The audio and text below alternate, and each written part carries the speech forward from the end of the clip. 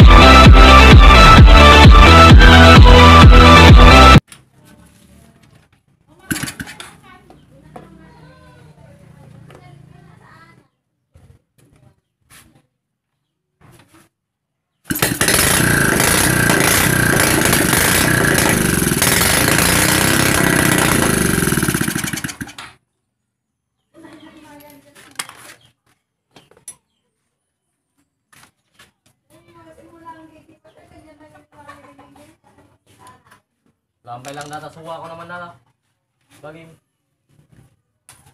Pause. Oh. Mga ray.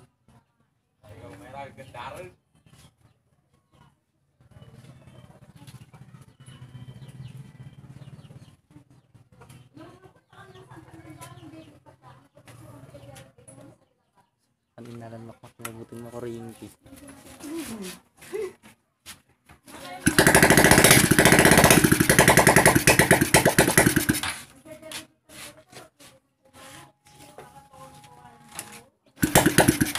Kita jero bang tata ini.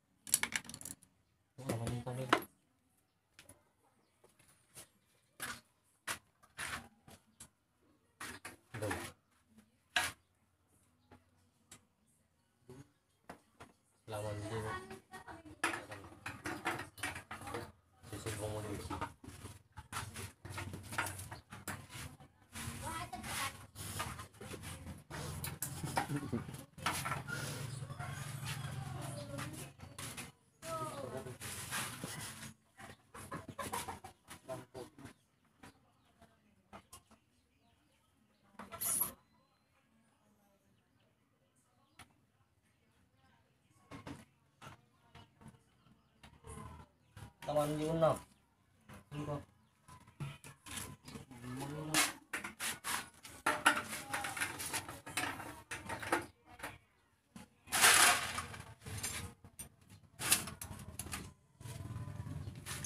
Wala na tayo.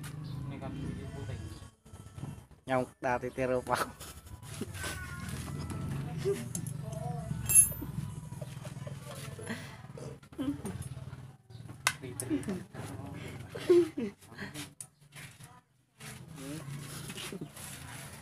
At masimirit ang ulagot.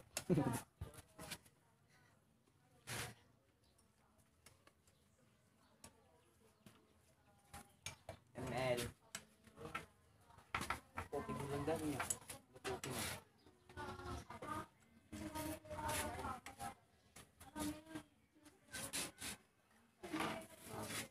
Oh, okay. Oh. Ang lutukin na dati niya. Sino? Tipong gog.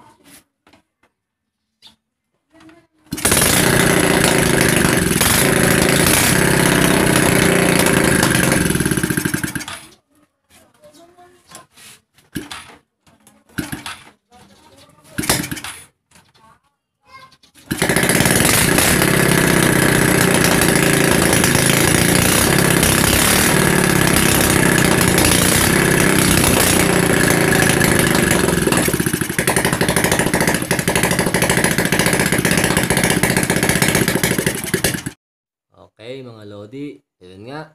Tapos na nga tayo sa ating Honda RS125 engine overhaul. At ayun nga, na-under na natin. At kanina lang nakuha na ng may-ari.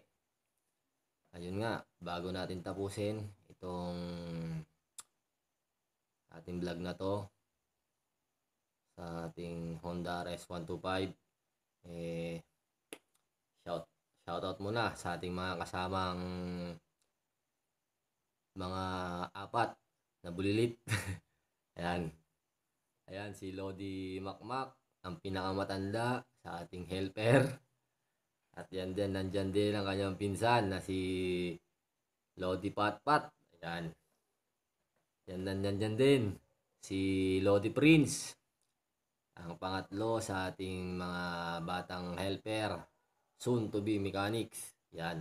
At ang panghuli ay ang pinakabata, pero ating tatawaging Lodi Kuya. Ayan, si Lodi Darren, ang pinakabata.